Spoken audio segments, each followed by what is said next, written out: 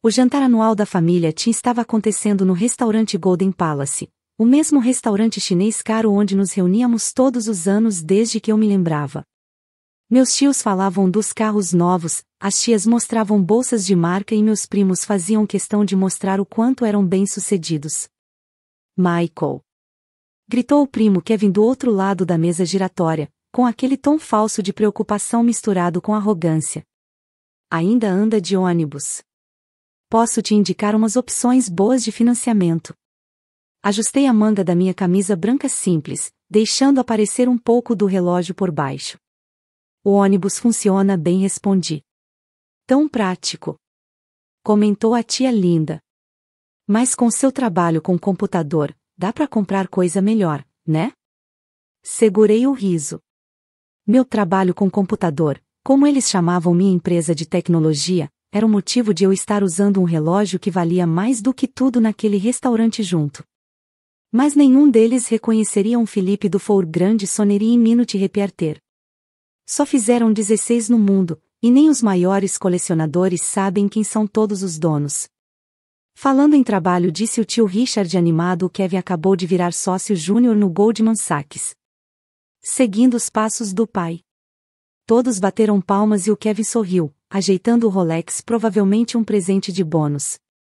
Não tão raro quanto ele pensava. E você, Michael? Perguntou meu pai, com aquele olhar de sempre, meio decepcionado. Ainda faz aquele, como chama? Desenvolvimento de aplicativos. Antes que eu respondesse, o garçom chegou com mais pratos. Quando fui pegar o molho de soja, minha manga subiu de novo. Dessa vez, meu pai viu o relógio. Seus achis caíram na mesa. Isso, ele gaguejou, ficando pálido. Isso é impossível. A mesa ficou em silêncio. Meu pai era colecionador de relógios há décadas, até que a crise o obrigou a vender tudo. Ele sabia exatamente o que eu estava usando no pulso. Aconteceu alguma coisa? Perguntou minha mãe, olhando de um para o outro. Aquele relógio, disse meu pai, quase sussurrando. É um Dufour Grande Sonnerie. Existem só 16 no mundo. Vale uns 2 milhões de dólares. Mais ou menos, depende do mercado, completou Kevin, com aquele olhar treinado de quem trabalha no Goldman Sachs, finalmente percebendo o que estava vendo. O silêncio que veio depois foi maravilhoso. De repente, a bolsa de marca da tia Linda parecia baratinha. O Mercedes do tio Richard já não impressionava tanto. Ah, esse reloginho velho? Falei sorrindo, imitando a mesma frase que a tia tinha usado antes sobre a bolsa Gucci dela. Peguei num leilão no mês passado. Mas como? Gaguejou minha mãe. Você anda de ônibus. Tomei um gole de chá, curtindo a situação. Já se perguntaram por que eu ando de ônibus? É porque geralmente estou em reuniões com o escritório de Tóquio. Não dá para dirigir e falar ao mesmo tempo. Escritório em Tóquio? O sorriso do Kevin sumiu. O que exatamente o seu aplicativo faz? Peguei meu celular, não era o mais novo, o que eles tinham rido antes, e abri o relatório de avaliação da minha empresa. A gente desenvolve algoritmos de inteligência artificial para negociações financeiras, falei, deslizando o celular até ele. Na verdade, provavelmente usamos parte dos sistemas que vocês usam no Goldman. Os olhos dele arregalaram enquanto lia. O tio Richard olhou por cima do ombro e engasgou. 10 bilhões? Ele disse, com dificuldade. 11,2 depois da última rodada de investimentos, corrigi. Mas sabe como é, esses números mudam o tempo todo, né, Kevin? O relógio de luxo no pulso dele, de repente, parecia bem simples. Meu pai ainda olhava pro meu Dufour, com uma expressão de reconhecimento e arrependimento. Foi ele quem me ensinou tudo sobre relógios, sobre a história e o valor de cada peça. Antes de perder tudo e acreditar que só o banco tradicional era seguro. O leilão, ele disse baixinho. Christie's, no mês passado. Assenti. Comprador anônimo.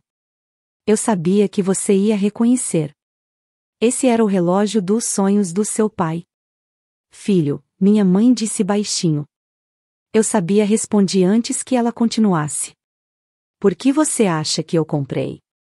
O resto do jantar ficou num silêncio estranho, quebrado só pelo barulho dos achis e alguns pedidos tímidos para passar os pratos. Meus primos, que sempre falavam alto das conquistas deles, ficaram calados. Até o Kevin parou de falar do Goldman Sachs. Então, tio Richard finalmente quebrou o silêncio. Essa empresa sua parece bem-sucedida. Olhei meu celular. Mais uma notificação do nosso escritório de Londres. Pode-se dizer que sim, respondi. A gente processa cerca de 30% das negociações com inteligência artificial na Ásia. Provavelmente vai chegar a 40% depois da fusão do mês que vem. Fusão? Kevin ficou alerta, com aquele instinto de banqueiro de investimentos. Com quem? Ainda não posso dizer, sorri. Mas logo você deve ver no Financial Times. O seu banco, aliás, está cuidando de parte da auditoria. O rosto de Kevin ficou pálido. A aquisição da Quantum Trade. É sua empresa? Meu pai levantou a cabeça na hora. Quantum Trade. Aquela empresa de Singapura que está mudando o mercado asiático?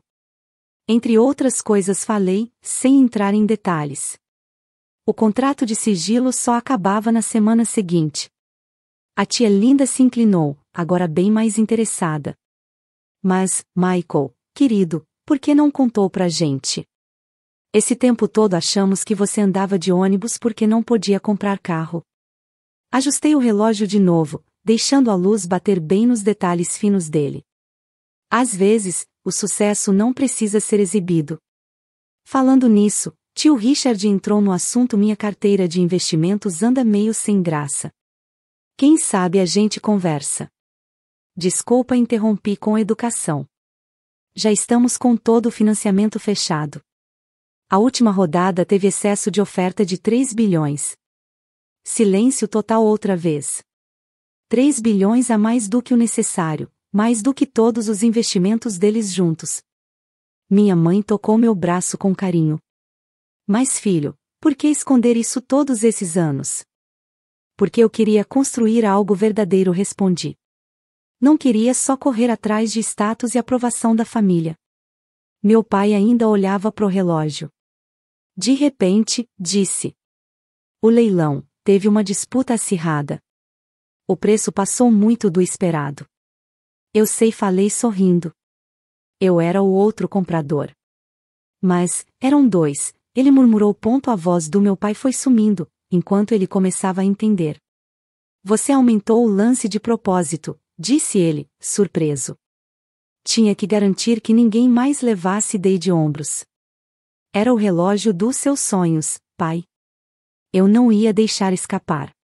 Kevin, tentando recuperar a dignidade, pigarreou. Bem, lá no Goldman, a gente sempre diz.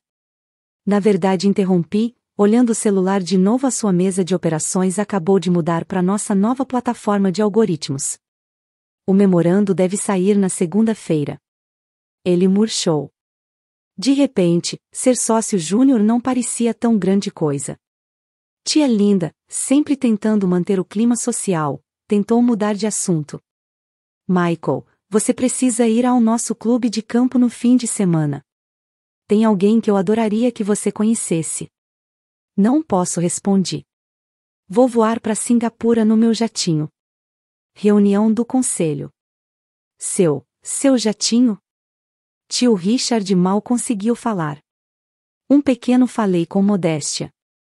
Mas costumo pegar o ônibus até o aeroporto.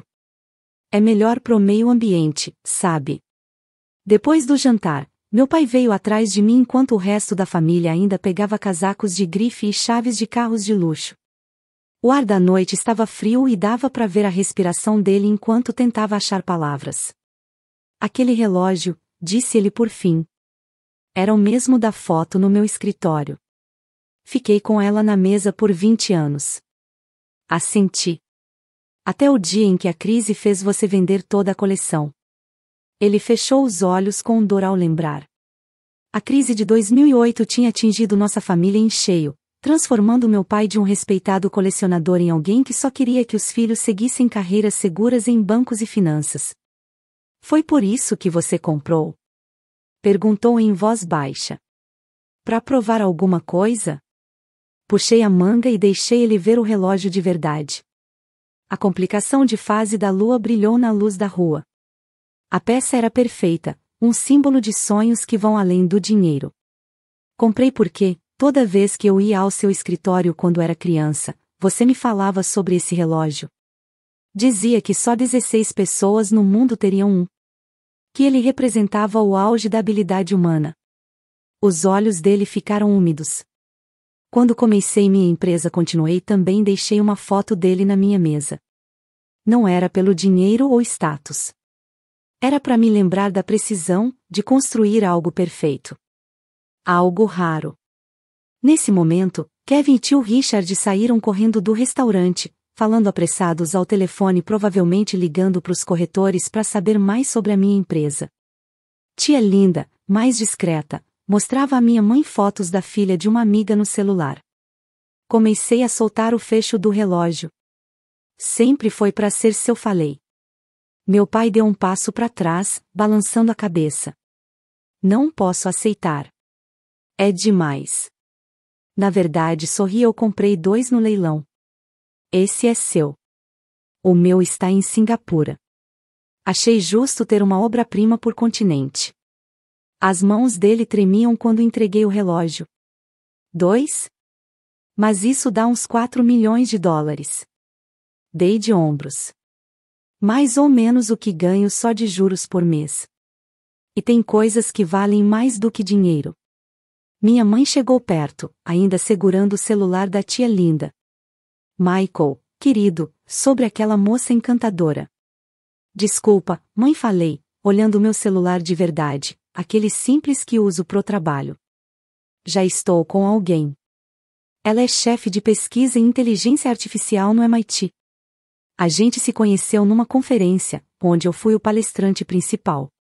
Vários parentes que ouviram quase torceram o pescoço virando para olhar. Sabe, disse meu pai, admirando o relógio, eu sempre me perguntei por que você se dedicava tanto aos computadores, em vez de seguir o Kevin no banco. Você lembra o que dizia sobre esse relógio? Que ele era valioso não pelo preço, mas porque representava alguém buscando a perfeição. Assenti. Foi isso que eu criei, respondi. Não só mais uma empresa de investimentos, mas algo preciso, caro, algo que muda todo o mercado. Meu celular vibrou de novo. A bolsa de Singapura ia abrir logo. Meu pai percebeu e sorriu. Pode ir. O mercado não espera por ninguém. Na verdade, tirei 2 bilhetes do bolso. Que tal você e a mãe virem comigo para Singapura semana que vem? Assim vocês veem com seus próprios olhos o que eu construí. Primeira classe, claro. No seu jatinho? Perguntou minha mãe, animada. Não brinquei. De ônibus. Brincadeira. Sim, no jatinho. Na hora da despedida, ouvi o Kevin tentando explicar pro tio Richard que ser sócio júnior no Goldman talvez não fosse tão importante assim. A tia Linda agora estava super interessada em ações de tecnologia. E meus outros primos estavam desesperados, pesquisando minha empresa no Google. Mas nada disso importava tanto quanto ver meu pai mostrando um novo relógio para minha mãe, explicando os detalhes com a mesma paixão que eu lembrava da infância. Tem coisas que valem mais que dinheiro. Como ver o brilho nos olhos do seu pai quando percebe que o filho dele não só teve sucesso, mas fez isso seguindo os valores que ele ensinou. Voltei para casa de ônibus, como sempre. Mas, dessa vez, passei o caminho olhando fotos da antiga coleção de relógios do meu pai, já pensando em como vou reconstruí-la. Um relógio por vez. Às vezes, a melhor resposta não é ostentar sua riqueza. É usá-la para recuperar o que realmente importa. E, de vez em quando, andar de ônibus não é sinal de pobreza, é sinal de que você está ocupado demais construindo um império para se importar com o que os outros pensam.